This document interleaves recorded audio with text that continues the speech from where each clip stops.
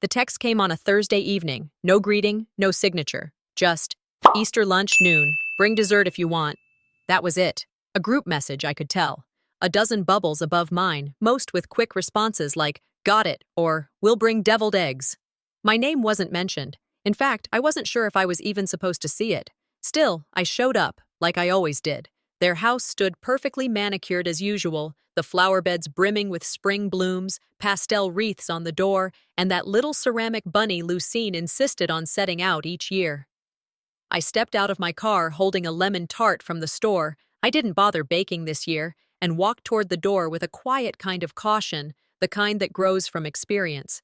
Lucine opened it before I knocked, a wide, practiced smile stretching her face. Oh, good. You're early. No hug, no happy Easter, just a nod toward the hallway. Inside, the air smelled of cinnamon ham, bleach, and whatever Zephyrine perfume of the month was. Everyone else was already there, dressed in white, yellow, and baby blues, standing around the kitchen island like some catalog photo shoot. I hadn't gotten the memo, apparently. My green cardigan and black flats stood out like a bruise on porcelain. I thought I'd drop this off in the kitchen, I said, lifting the tart. Lucine nodded. Just stick it next to Zephyrine strawberry mousse. Of course, Zephyrine was in the middle of recounting a story, something about her client sending her wine as a thank you. Everyone laughed when she threw in a dramatic impression of her assistant. I stood at the edge, unseen, uninvited to the laughter. You look rested, she said, finally acknowledging me. Thanks. You too. Oh, this dress. Old. Mom found it in a storage bin. Said it still looked good on me. I smiled politely. I knew that bin. It used to be mine. By mid-morning, the house buzzed with last-minute arrangements. I offered to help. My hands needed something to do. In the kitchen, I grabbed a tray of cutlery to bring out to the dining area. That's when a man I didn't recognize, a guest of someone I assumed, looked at me and said, Hey, could we get more napkins at table B? I blinked. I'm not staff. His face turned pink. Oh, sorry, your outfit. It's fine. I turned away before he could sputter more. Zephyrine, of course, heard the whole thing. She leaned in just loud enough for the nearby group. Well, you do blend in better behind the scenes, Sabella. Chuckles followed, not loud, but enough. No one defended me, not even Lucine, who had just walked in with the gravy boat. She looked from me to the tray, then turned back toward the kitchen. I stood there for a moment, still holding the silverware, feeling my skin heat from the inside out. Need help with that? A cousin asked, half smiling, clearly unsure whether to pity me or laugh with them. No, I said, placing the tray on the table. I've got it. By noon, the seating chart was up. A printed layout stuck to the side of the china cabinet. I scanned it quickly. Zephyrine and her boyfriend had prime seats, as expected. My name wasn't there. I double-checked. Then again, Lucine passed by, holding wine glasses. Oh, you'll sit at the end. We had a last-minute guest. Right, I said. The kids' table? Well, it's not just kids. We merged it. It's casual. My spot was next to 3 teens glued to their phones and the youngest cousin who still needed a booster seat. I smiled at her. At least someone looked up. As I moved to sit, I passed the hallway where all the family photos hung. Zephyrine's graduation. Zephyrine at nationals. Zephyrine holding her cheerleading trophy. There was no picture of me. Not one. I used to count them. Now, I stopped looking. Need help squeezing in? A cousin asked again. I'm good, I replied, sliding into the half-chair, half-stool at the end. No one noticed I hadn't served myself yet. No one asked if I'd eaten. I just watched as forks clinked, stories flew, and someone told a joke about Sabella's college phase, completely misremembered and entirely rewritten. I smiled and nodded like I wasn't listening. But I was. I always was. When Lucine asked for grace to be said, everyone stood. We all bowed our heads. The room fell silent. I didn't close my eyes. Instead, I stared at the pattern on the tablecloth. It was new. Pale blue with embroidered crosses and lilies. Lucine's doing, no doubt. Perfect for photos. In that stillness, my mind wandered, not back to last Easter or the one before that, but to the one I was 5, the one where I dropped my dyed egg and cried. Zephyrine told everyone I'd done it on purpose. Lucine believed her. They always did. Being silent isn't the same as being safe, my therapist once told me. Back then, I didn't get it. I do now. The prayer ended. Everyone chorused, Amen, and the laughter returned like a switch flipped. Something about this day didn't feel right, and this time, I wasn't going to explain it away. Lucine appeared in the hallway holding a dress by its plastic hanger. I was halfway through folding napkins when she waved it in my direction like an afterthought. This should still fit, she said, eyes already drifting toward the dessert table. Put it on before the photos. It'll match Zephyrines. The dress was familiar, floral print, pastel colors, a bit wrinkled like it had been pulled from a storage bin last minute. It used to be Zephyrines. I remembered her wearing it to a spring formal. That was over a decade ago. I held it for a beat too long, considering. Mom, I brought my own dress, I said, voice even. This one photographs better, she replied, already walking off. The hem brushed my wrist, and I felt the heaviness settle in, not from fabric, but from something older. I didn't resist. That was the rule. Don't push, don't correct, just fit where you're told. I slipped into the guest bathroom and changed. The zipper protested. The bodice hugged wrong. I looked like a woman wearing someone else's life. As I stepped out, Zephyrine passed by. She gave me one look and smirked. A little snug, huh? Still holding on to that college weight? A few heads turned. Laughter followed.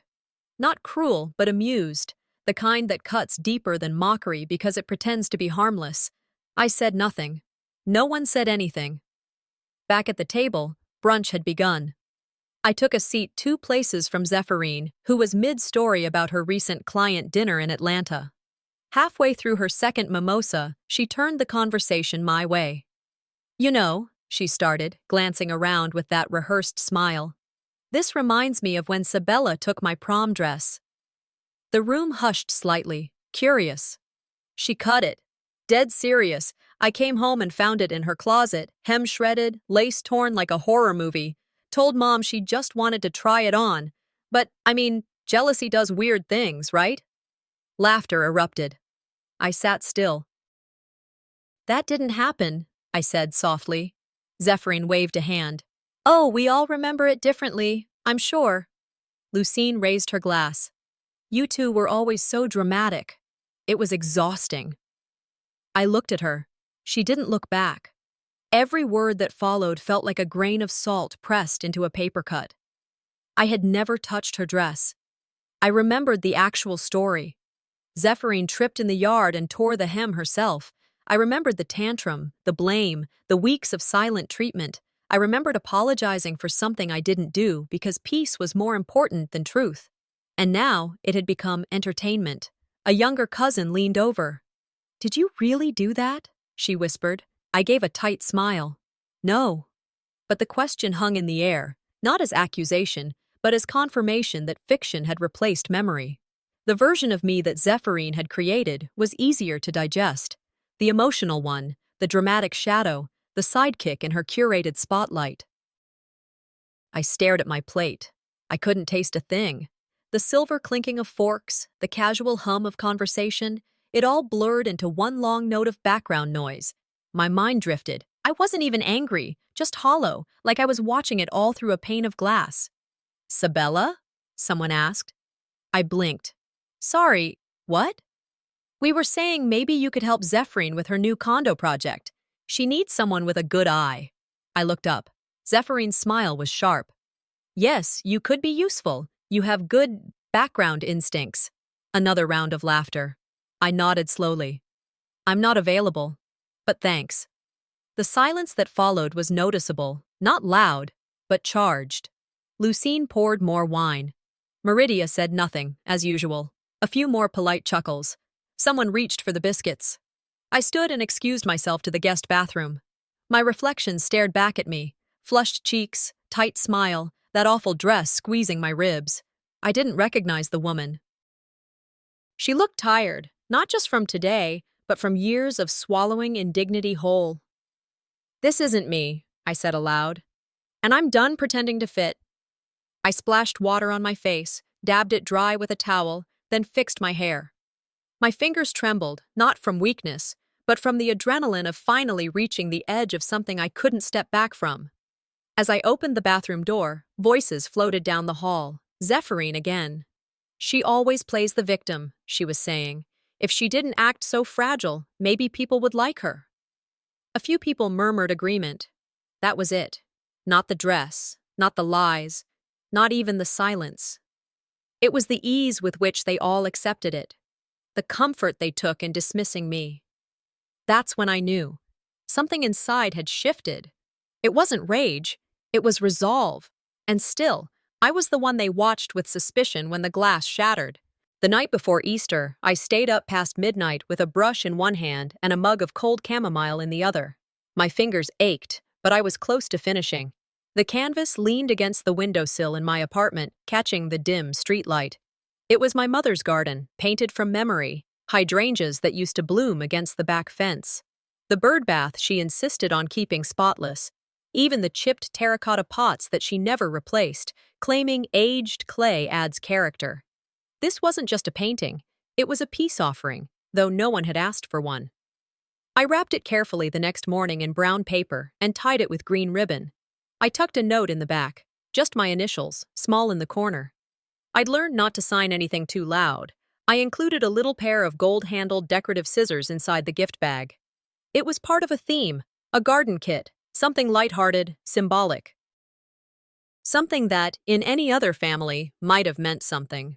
By the time I stepped into the living room at my parents' house, voices were already rising with that forced joy that only exists in families trying too hard. The painting sat unwrapped on the mantel. "Oh, wow," someone said behind me. "Zephyrine, this is stunning." She stood right beside it, accepting the compliment like she'd been waiting for it. "I painted it as a tribute to Mom's garden," she said with that flawless modesty she'd perfected over the years. My hands stayed at my sides. "Oh, honey," Lucine said, walking in from the kitchen. "You really do take after me." My mouth opened, then closed. No one looked in my direction. I didn't say a word. I just stared at the painting, at my brush strokes, at the corner where my initials were partially covered by the frame's matting. I wasn't stunned by the theft. What rattled me was how instantly, how effortlessly they believed it.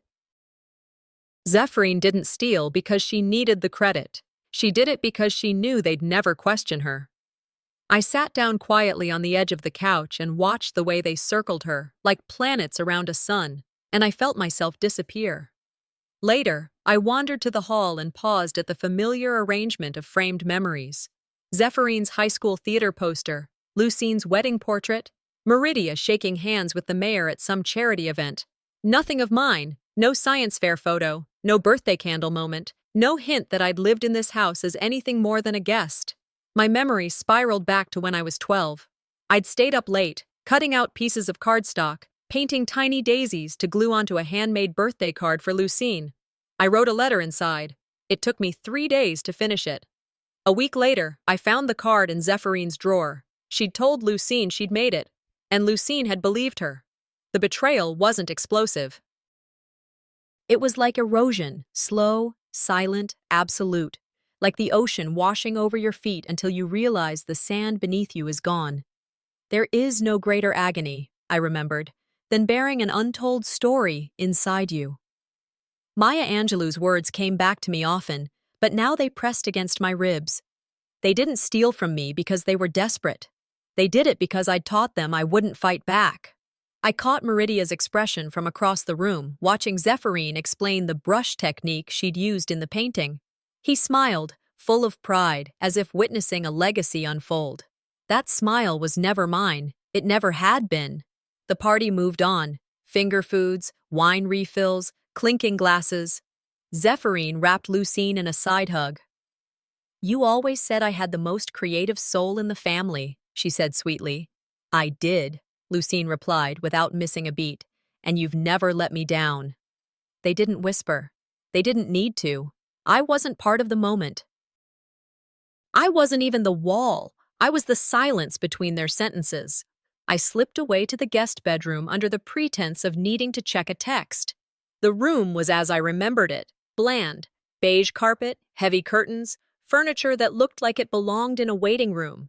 I sat on the edge of the bed and exhaled slowly, the kind of breath that's more of a surrender than a reset. My eyes landed on the gift bag I'd used for the painting, crumpled on the dresser. I stood, walked to it, and instinctively reached inside. Empty. The scissors were gone. I froze. No one had mentioned them, and yet I remembered placing them carefully at the bottom, under the tissue paper. A finishing touch. Now they were gone. A strange sensation crept up the back of my neck. Not panic, not confusion, but something more primal. The understanding that something I'd given in goodwill might now be in hands that didn't know care. Or worse, did. I didn't know what would happen yet. But I felt the air change, like humidity before a storm. There's a particular kind of irony that hits you when you realize the thing you used to say, "Look, I tried," becomes the thing that's used against you. Later, everyone gathered near the mantel for photos. The cousins shuffled into place. Lucine fixed Zephyrine hair while someone adjusted the lighting. "Sabella," someone called. "Just scoot to the left a bit so we can see Zephyrine face." I moved, mechanically, as requested. No one said a word about the painting. Not a thank you, not a glance, not a hesitation in misplacing credit.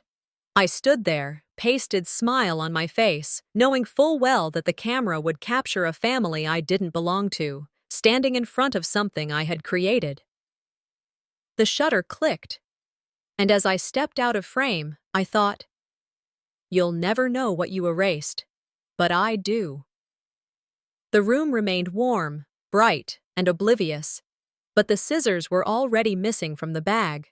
I volunteered to help reset the table for dessert, not because anyone asked, but because I needed something to tether me to the room. Plates, forks, serving spoons, anything tangible. The weight of ceramic felt more honest than the air filled with practiced laughter. Meridia was sitting at the head of the table again, eyes scanning the room lazily until they settled on Zephyrine. His mouth curved slightly. Pride, or maybe approval. It wasn't a look I was familiar with. When his eyes passed over me, there was no shift, no change, as though I were furniture, something you acknowledge by maneuvering around it, not engaging. I tried small talk with Aunt Ellen. She was in the corner fussing with napkin folds. "Do you still do that painting thing?" she asked. "Yes," I said, setting down a pie slicer. "That's sweet," she nodded, already turning her attention elsewhere. "So good to have hobbies." I smiled through my teeth. It wasn't anger I felt, just erosion. That slow kind of removal where one day you wake up and realize no one around you knows what you do, or cares. I took a breath. If I was going to say it, it had to be now. I scanned the room. Zephyrine was on the patio with a glass of wine, talking to a neighbor's daughter about weekend Pilates classes. Her hand gestures were animated, her smile symmetrical. I wiped my palms on my dress.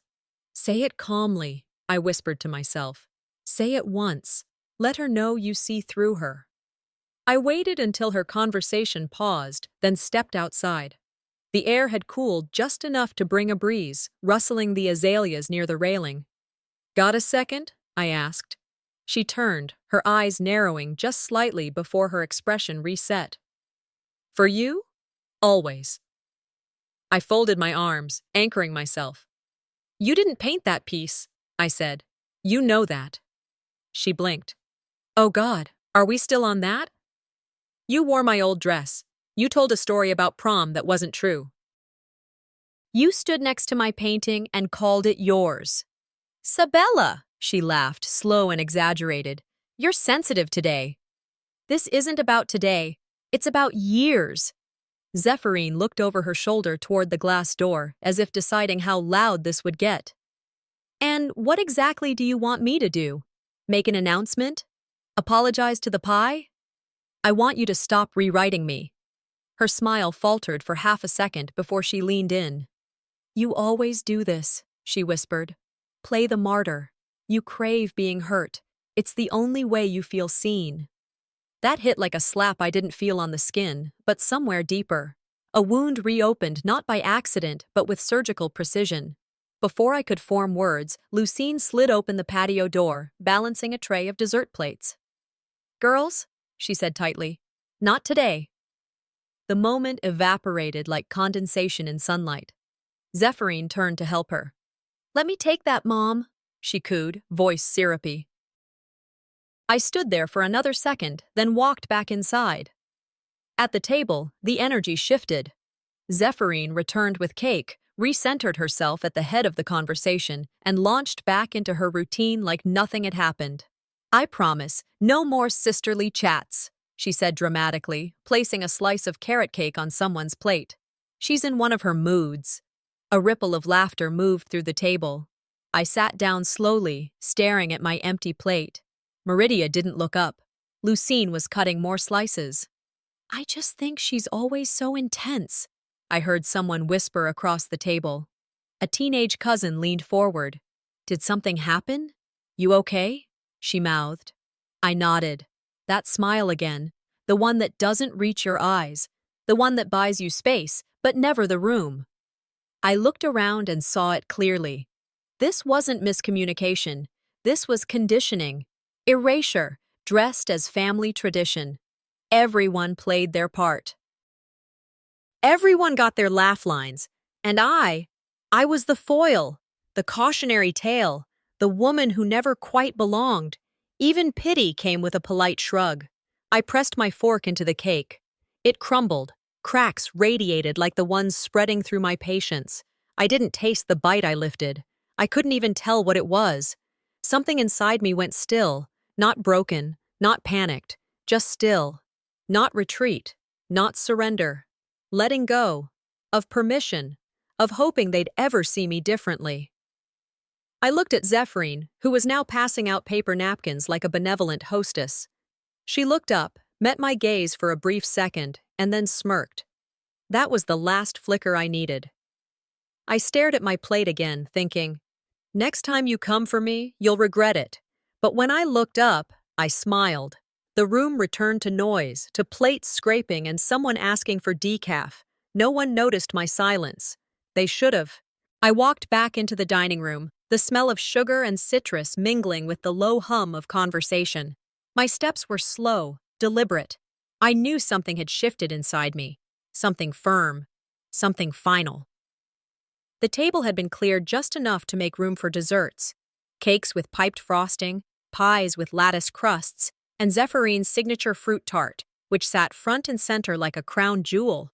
I noticed the gift bag from earlier, mine, tucked neatly beneath the console by the fireplace.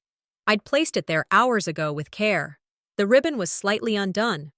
I leaned closer. The scissors were gone. A throb pulsed in my throat. I turned back to the table.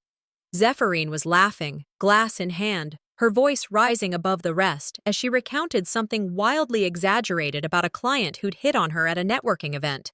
Everyone listened. Everyone adored her. I caught Lucine's gaze across the room. For a second, I thought I saw hesitation. But it was gone as quickly as it came. Her lips formed a smile that didn't quite touch her eyes. I sat back down at the end of the table, where my place had been pushed slightly off-center. The chair wobbled under me. I righted it, exhaled, and waited. They didn't see the storm. But I did. I was in it. Zephyrine sashayed toward the dessert table, the room watching her like she was hosting a gala, not a family brunch. She picked up a cake knife, then paused. "Oh," she said, turning to the sideboard. "Almost forgot." She reached down and, with a slight flourish, pulled out the gold-handled scissors. My scissors, the ones I'd wrapped with the painting. "Better not talk back," she said, twirling them once, "or I'll cut you out of the photo entirely." Some of the room laughed. One uncle shook his head as if amused by her theatrics. A few glanced at me but looked away just as fast. My spine stiffened. Zephyrine stepped closer, still toying with the scissors like a prop. "You wanted a spotlight?" she said under her breath as she neared me. "Here." Then, before I could move, before I could even process, her arm shot forward. A sharp sting bloomed across my left cheek. The room gasped, sharp, involuntary inhales crashing into silence. The metal glinted as it fell. She had dropped the scissors onto the table like she'd just finished setting a place. I didn't scream. I didn't move. My hand flew to my face instinctively, and I felt it. Wet, hot, blood. A clean, diagonal line just under my eye. The pain hadn't registered yet. Only the disbelief. I looked up. Zephyrine stood there, breathing heavily, not from effort, but adrenaline. Her face was unreadable. No regret, no shock. Someone dropped a fork. A glass tipped slightly. No one spoke. I turned my head slowly to Lucine. Her complexion had paled, her mouth parted slightly, but she said nothing.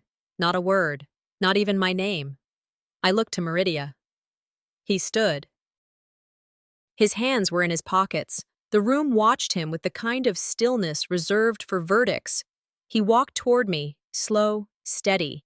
I braced for him to say something. Anything. A question. A reprimand. A reaction. He stopped right in front of me, looked me in the eyes with the weight of a man who'd already decided, and said flatly, "You deserved it."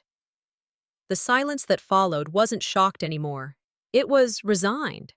A few guests shifted in their seats. One relative made an awkward sound like a laugh but didn't commit. A cousin to my left looked down at her plate, visibly uncomfortable. I didn't cry. I didn't yell. What was there left to say? They'd made their choice. Not today, not at the table, long before that, probably since the first moment they realized I wouldn't bend into their version of family. I wasn't the mad one. I wasn't unstable. I was simply inconvenient. The cloth napkin felt rough as I pressed it to my cheek. The blood was dark against the pastel flowers of my dress, the one Lucine had insisted I wear to match. Red had never looked more honest on me. The chair scraped against the tile as I stood. My heart wasn't pounding. It was steady, anchored. I looked around once more. No one met my eyes, not Lucine, not Meridia, not even Zephyrine, who had turned to pour herself another glass of wine. I turned and walked, one foot, then the next, down the hallway, past the photos where I didn't exist, past the mirror near the entryway that reflected only the side of my face that wasn't bleeding. I opened the front door. Outside, the wind was cooler than before. Clouds had gathered. As I stepped onto the porch, I heard the door swing gently behind me. Then Lucine's voice, calm, controlled, audible enough to reach me as it always somehow managed to. She always overreacts. I didn't pause, but this time I had no intention of walking back in. The front door closed behind me with a soft click that sounded louder than it should have. I stood there, just outside the threshold, where the laughter inside no longer reached me. I didn't cry. I didn't tremble. I was just vacant. Like my body was there, but my mind had already driven away. The porch swing creaked slightly under my weight as I sat. The sun had dipped low enough to tint the sky in that hazy orange, and I caught the scent of the neighbor's grill. Somewhere down the block, kids were playing. Real life, real people, continuing as if nothing had cracked inside the house I just exited. I dabbed at my cheek with the edge of the linen napkin I still had clutched in my hand. The blood had slowed to a tacky smear, but the sting remained sharp enough to remind me I hadn't imagined it. Zephyrine had actually cut me, with my own scissors, no less. 20 minutes passed, maybe more. I watched a squirrel sprint across the yard and disappear into the oak tree. I listened for footsteps behind me, for the squeak of the door, for anyone, Lucine, Meridia, even a nosy relative, to check on me. No one came. Eventually, I stood. I wasn't going back to rejoin them. I wasn't there for closure. I just needed to grab my coat, my bag, and whatever scraps of dignity I hadn't left behind on that dessert table. The door gave way with no resistance. The house was still warm with noise, dishes clinking, chairs scooting, Zephyrine's laugh slicing through the space like a polished blade. I passed the kitchen. That's when I heard Lucine's voice, calm and unfazed. She's always been too dramatic, even as a baby. Nothing's changed. Her words didn't stop me. They didn't even sting. They simply confirmed what I already knew. Upstairs, the guest room was untouched, like I hadn't bled out in that living room half an hour ago. I moved quietly, my fingers tracing the edge of my purse, which sat on the chair by the window. The lamp cast a yellow glow across the room, illuminating a half-closed cardboard box labeled Estate Legal. I didn't mean to open it, at least, that's what I told myself. But my hand moved on its own. Inside was a stack of documents, rubber banded together. One folder had a tab that read, Amendments, Property Distribution. I pulled it out. The pages were typed, official, dated. I scanned for names. There it was, mine, once printed clearly as a secondary heir, then scratched out. In its place, handwritten in firm, unmistakable strokes, Zephyrine. I felt my breath hitch, then hold, like my lungs were deciding whether I deserved air. The ink was dry, of course. The betrayal wasn't new. It had simply taken me this long to see it on paper. It wasn't metaphor. It wasn't emotional projection. It was theft, legal, intentional. They hadn't just excluded me from photos or stories or seating charts, they had erased me from the future. I stared at the page, scanning for context. The date of the amendment was 6 months ago, just after I told Lucine that Zephyrine couldn't stay with me while figuring things out. I had boundaries. Apparently, that meant I forfeited my claim to the house I once called home. My fingers fumbled to the last page. A yellow sticky note clung to the corner. Lucine's handwriting again. Please expedite this. We don't want to deal with Sabella's emotional reactions. It was all so clean, so businesslike. I didn't feel rage. Not then. I felt clarity. Cold, sharp, and blinding. I took a picture of the page with my phone, steadying the lens despite the tremble in my fingers. The sound of the camera shutter was the only noise in the room. I slid the paper back in place, tucked the folder into the box, and closed the lid as gently as I could.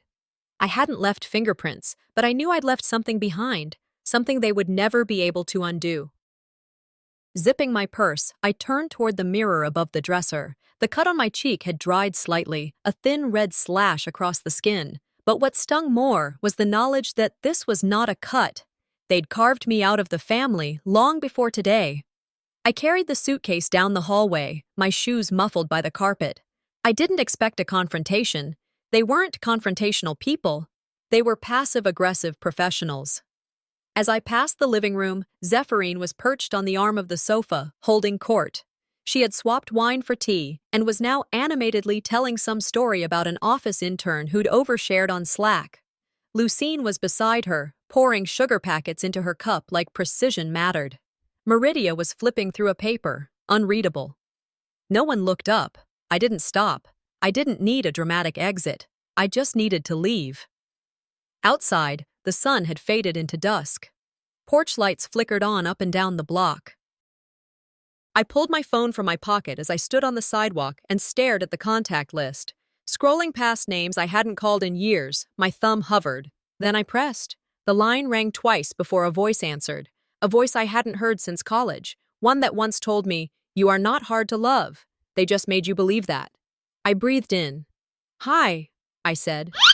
"It's me." 3 days after I walked out of that house, my cheek still tender and my pride no longer bleeding, I got a message from a former classmate I hadn't spoken to since high school.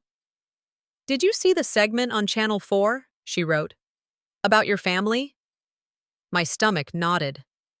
I clicked the link she sent and waited for it to load.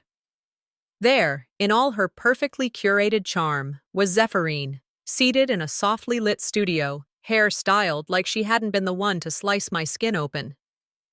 "I never wanted things to get that far," she said, voice trembling just enough to be believable.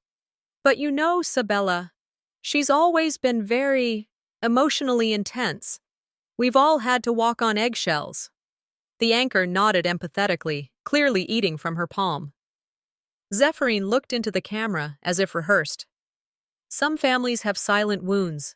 Ours bled out in front of a dinner table." I nearly dropped my phone. Tears? She'd cried on camera. She painted herself as the misunderstood sister who'd snapped, pushed to the edge by my history of exaggeration and emotional instability. She never used the word cut or scissors. She didn't have to. The narrative had already been repackaged and served. My jaw clenched, not from shock, but from the sheer predictability of it. I knew how fast stories traveled when told by someone the world preferred to believe. I'd seen it my whole life.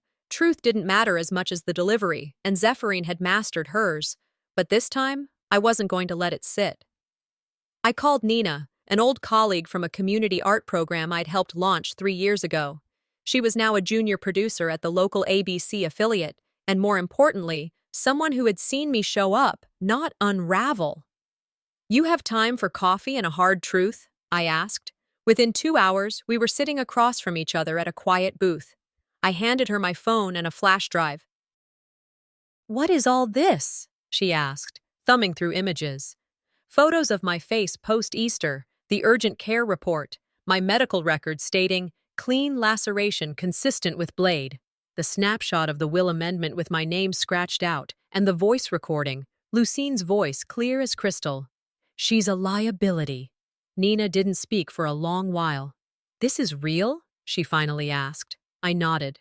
"Every inch of it." She leaned forward. "Do you want to go on air?" "No," I said. "I want the truth to stand on its own. I don't want to perform grief." She understood. The next night, the segment aired. It opened with a family photo, one of the old ones where I'd been cropped on the edge. A calm voiceover said, "In some homes, silence is safety. In others, it's the thing that buries the truth." Lucine's words came next. "We don't want to deal with Sabella's emotional reactions," overlaid with footage of the signed amendment, the cut on my cheek pixelated but visible. The clip was under 4 minutes, but it landed like an earthquake. The quote that flashed at the end became the spark. "When the truth is uncomfortable, families often bury it in silence." That silence exploded. The station's social media blew up. The hashtag Justice for Sabella began trending within hours. I didn't respond. I read the comments, one after another, like a slow peeling of armor. I went to school with her. She was always the quiet one, but never cruel. She helped me once at the art fair. Didn't even know my name. "I'm sorry I didn't say something sooner." The apologies weren't the prize, they weren't even the point. But something about being witnessed, finally, accurately, settled my nerves in a way nothing else had. Zephyrines' reaction came quickly. She posted a vague statement about editing bias, about not being able to control how things are portrayed in the media. But it didn't stick. The video was already reposted on 10 other platforms, the audio looped with captions and overlays. Even a local therapist stitched it with a commentary on generational scapegoating. I didn't need the world to hate Zephyrine. I just needed them to know I wasn't crazy. For the first time in over a week, I slept without waking at 2 a.m., from a nightmare of someone laughing while I bled. That morning, I made eggs and toast, not to prove anything, just because I was hungry.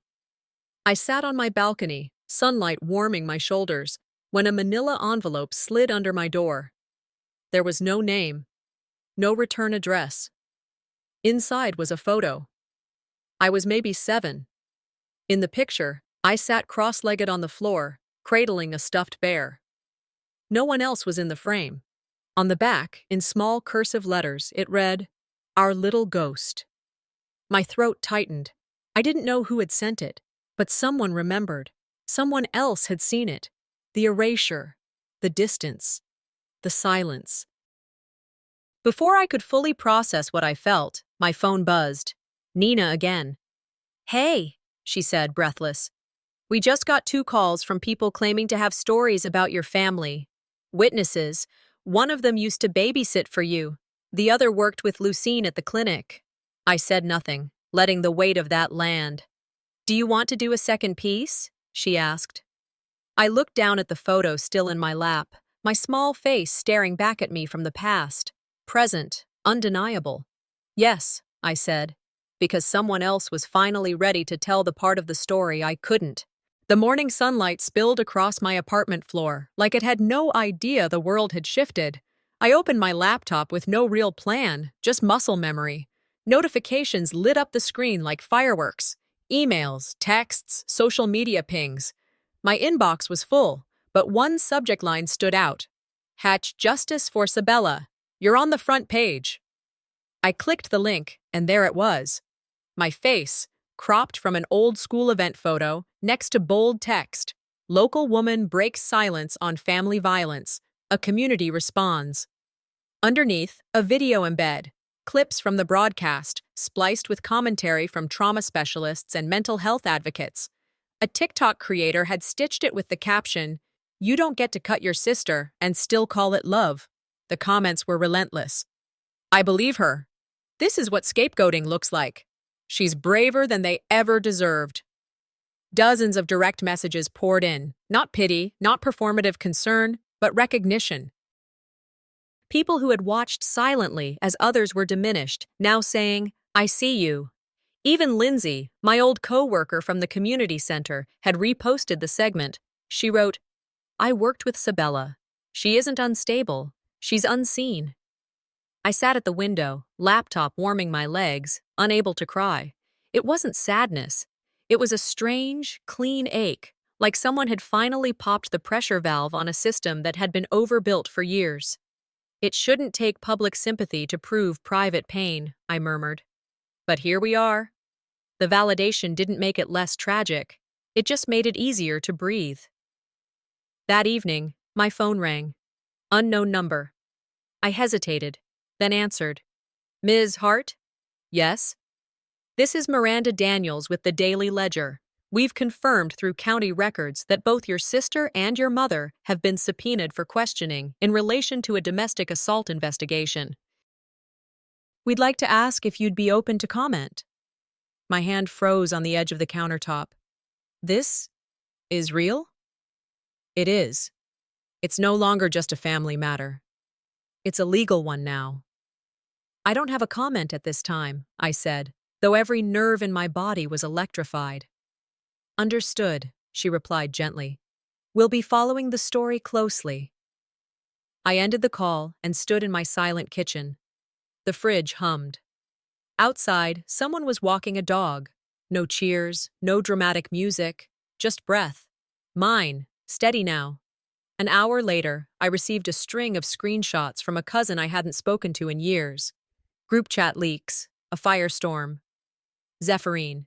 "We need to get ahead of this narrative. I'll draft a statement." Lucine. "Do not speak without clearing it. We still have ties in the council." Meridia. "She's blowing things up over a little scratch. That last one was reposted everywhere." "She's blowing things up over a little scratch?" That sentence became its own headline.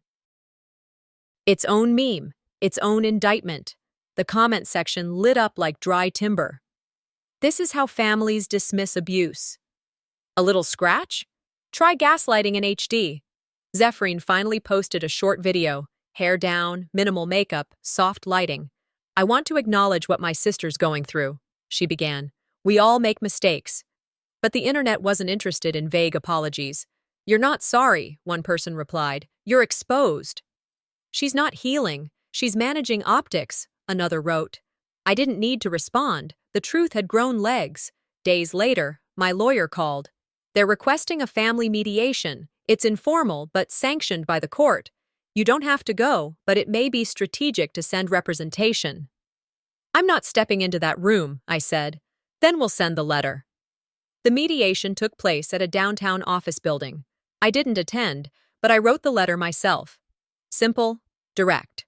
I do not seek vengeance. I seek accountability and peace. They read it aloud in the room, according to my attorney.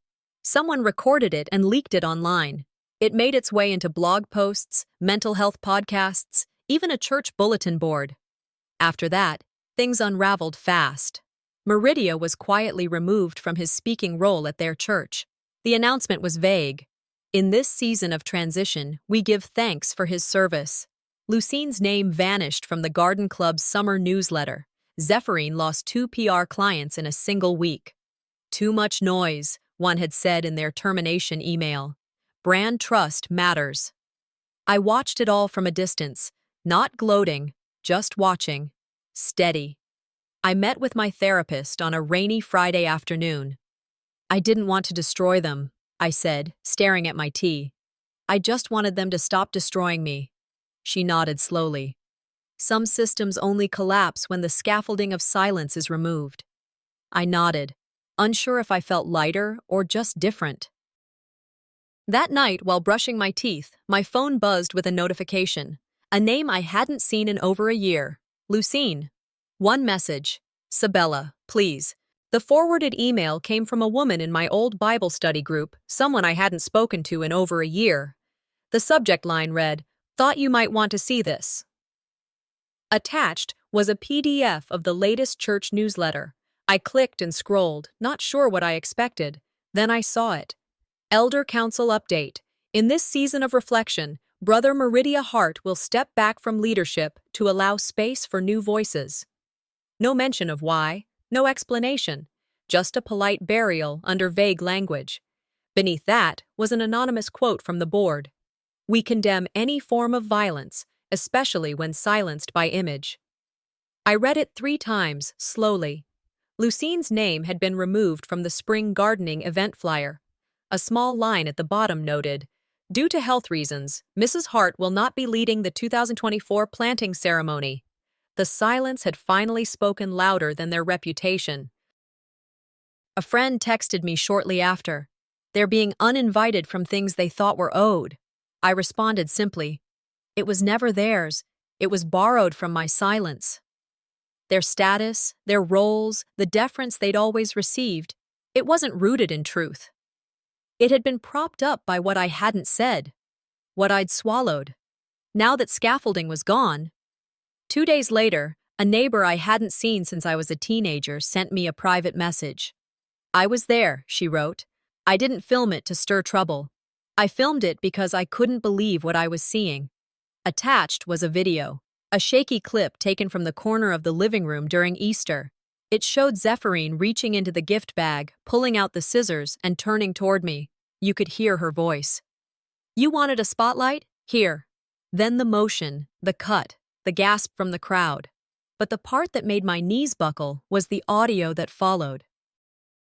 Meridia's voice, flat and clear after I staggered back. "Sit down, don't make a scene." Not, "Are you okay?" Not, "Call someone." Just, "Sit down." That video went viral in under 6 hours. It validated everything. The words, the wound, the silence. Local columnists wrote op-eds with headlines like, "When image becomes more important than integrity." One article read, "This wasn't a family moment gone wrong. This was the natural conclusion of a script that had been rehearsed for decades." I didn't comment publicly. I didn't need to. The clip spoke for itself.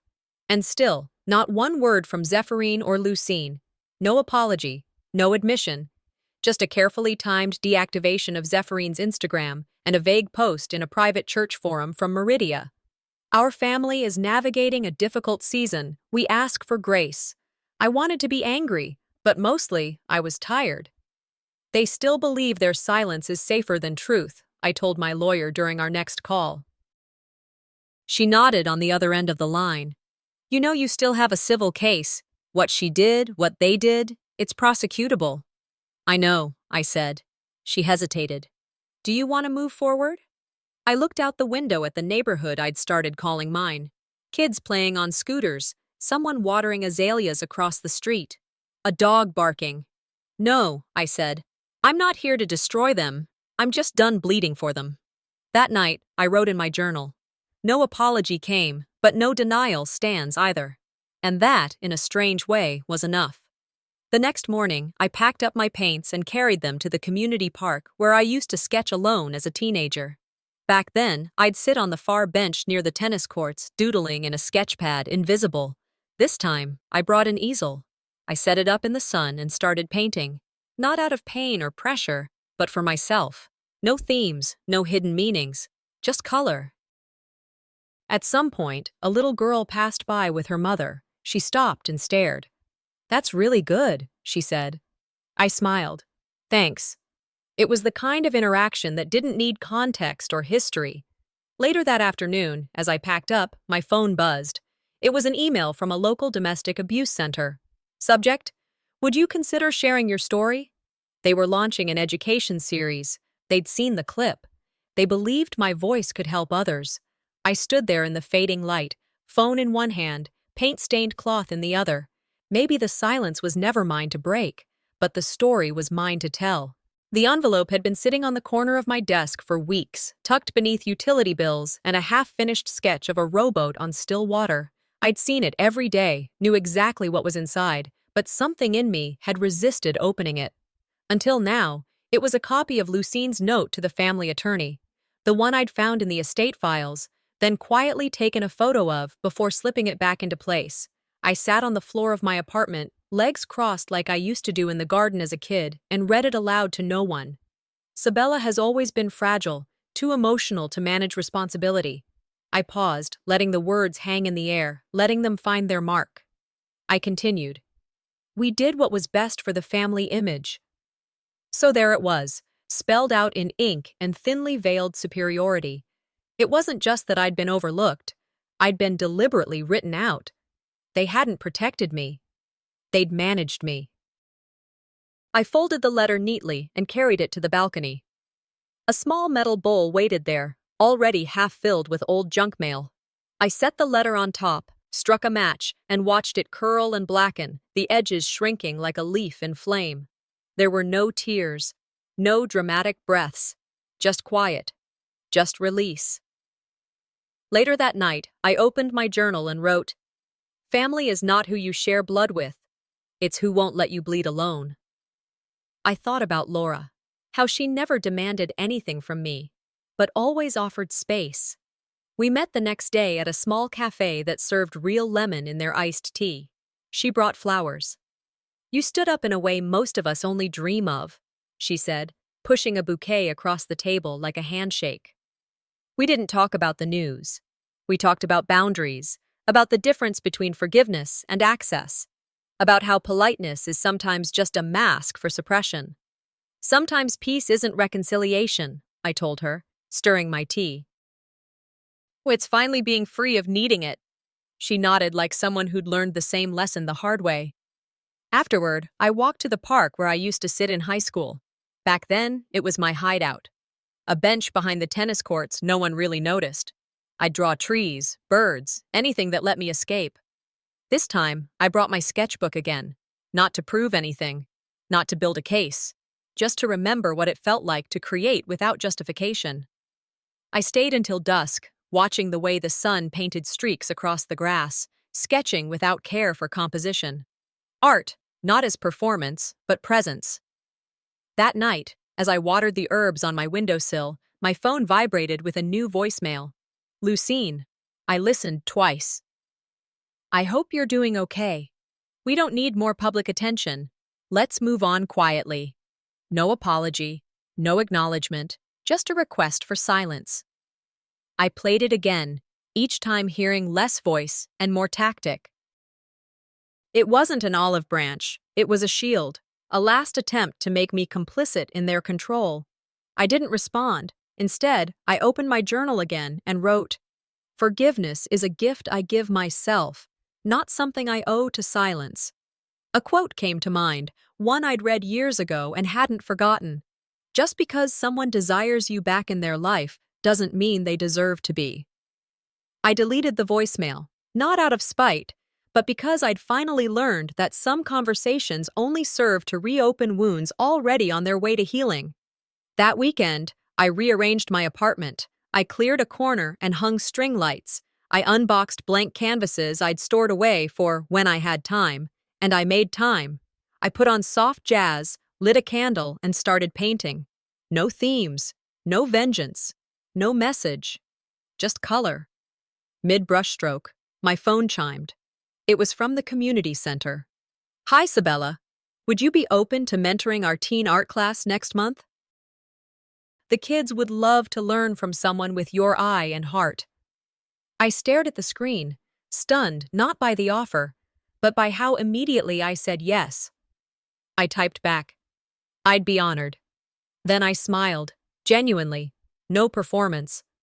It was the kind of smile you wear when no one's watching.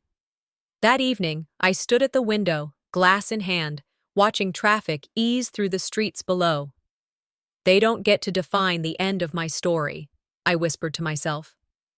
Moments later, a letter slid through the mail slot, handwritten, no return address.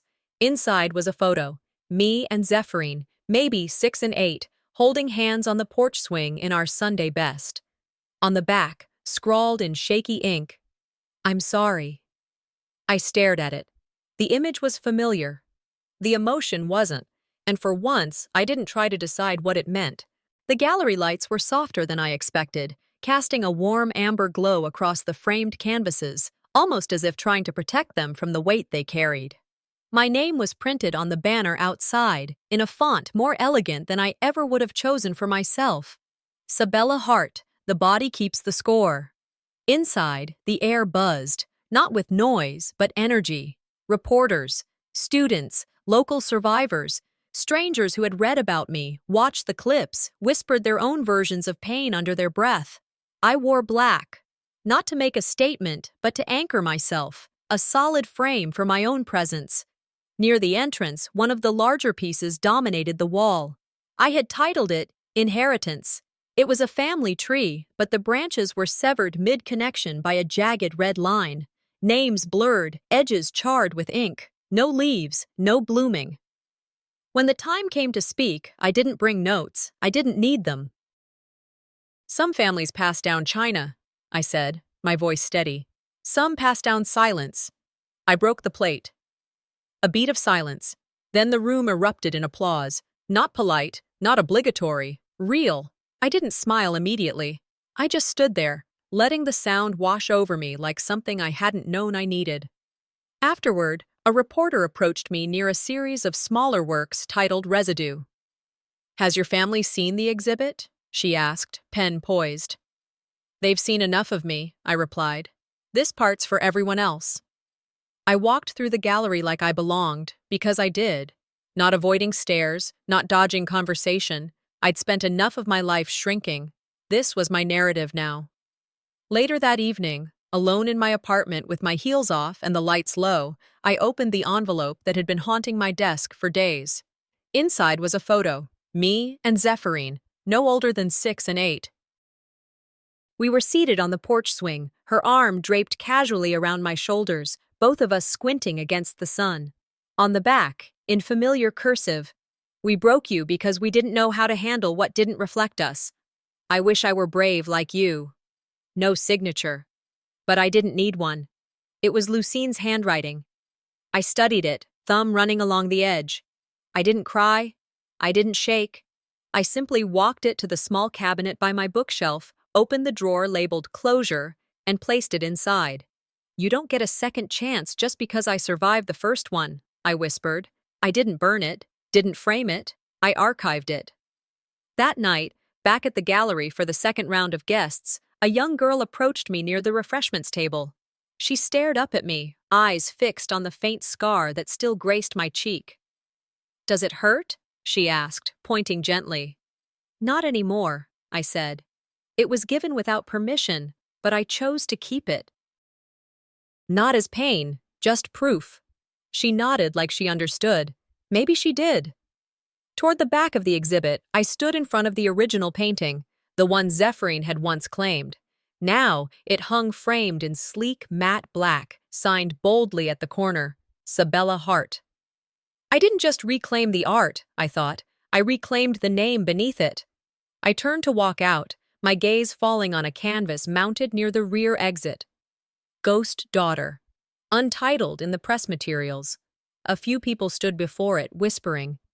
"She painted herself out," one woman said. "No," another corrected gently. "She painted herself back in." I didn't explain. I didn't need to. Some stories speak louder when left unsaid.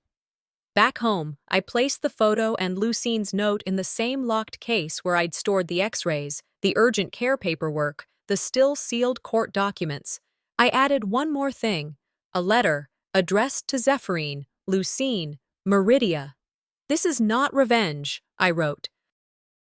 "This is record. You may never say my name again, but the world already did." I sealed it without folding. The final move wasn't loud. It didn't require confrontation. It required resolve. I stood by my window that night, watching the wind sway the tree outside, the porch lights flickering on, one by one across the street. Closure isn't peace offered, it's peace chosen. And when they try to rewrite this ending, They'll find my name carved in the last line.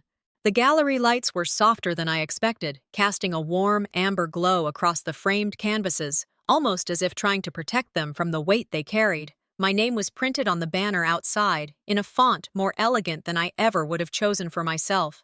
Sabella Hart, the body keeps the score. Inside, the air buzzed, not with noise but energy. Reporters, students, local survivors, strangers who had read about me, watched the clips, whispered their own versions of pain under their breath. I wore black, not to make a statement but to anchor myself, a solid frame for my own presence. Near the entrance, one of the larger pieces dominated the wall. I had titled it, Inheritance. It was a family tree, but the branches were severed mid-connection by a jagged red line, names blurred, edges charred with ink, no leaves, no blooming. When the time came to speak, I didn't bring notes. I didn't need them. Some families pass down China, I said, my voice steady. Some pass down silence. I broke the plate. A beat of silence. Then the room erupted in applause. Not polite, not obligatory. Real. I didn't smile immediately. I just stood there, letting the sound wash over me like something I hadn't known I needed. Afterward, a reporter approached me near a series of smaller works titled Residue. "Has your family seen the exhibit?" she asked, pen poised. "They've seen enough of me," I replied. "This part's for everyone else." I walked through the gallery like I belonged, because I did. Not avoiding stares, not dodging conversation.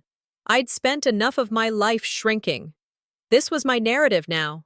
Later that evening, alone in my apartment with my heels off and the lights low, I opened the envelope that had been haunting my desk for days.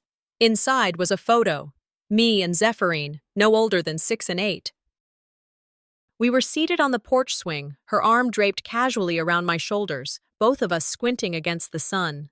On the back, in familiar cursive, "We broke you because we didn't know how to handle what didn't reflect us. I wish I were brave like you." No signature, but I didn't need one. It was Lucine's handwriting. I studied it, thumb running along the edge. I didn't cry. I didn't shake. I simply walked it to the small cabinet by my bookshelf, opened the drawer labeled Closure, and placed it inside. "You don't get a second chance just because I survived the first one," I whispered. I didn't burn it, didn't frame it. I archived it. That night, back at the gallery for the second round of guests, a young girl approached me near the refreshments table. She stared up at me, eyes fixed on the faint scar that still graced my cheek. "Does it hurt?" she asked, pointing gently. "Not anymore," I said. "It was given without permission, but I chose to keep it." "Not as pain, just proof." She nodded like she understood. Maybe she did. Toward the back of the exhibit, I stood in front of the original painting, the one Zephyrine had once claimed. Now, it hung framed in sleek matte black, signed boldly at the corner, Sabella Hart. I didn't just reclaim the art, I thought. I reclaimed the name beneath it. I turned to walk out, my gaze falling on a canvas mounted near the rear exit. "Ghost Daughter," untitled in the press materials. A few people stood before it, whispering. "She painted herself out," one woman said. "No," another corrected gently. "She painted herself back in." I didn't explain. I didn't need to. Some stories speak louder when left unsaid. Back home, I placed the photo and Lucine's note in the same locked case where I'd stored the x-rays, the urgent care paperwork, the still-sealed court documents. I added one more thing. A letter. Addressed to Zephyrine. Lucine. Meridia. "This is not revenge," I wrote. "This is record. You may never say my name again, but the world already did." I sealed it without folding. The final move wasn't loud. It didn't require confrontation. It required resolve. I stood by my window that night, watching the wind sway the tree outside, the porch lights flickering on one by one across the street. Closure isn't peace offered, it's peace chosen. And when they try to rewrite this ending, they'll find my name carved in the last line.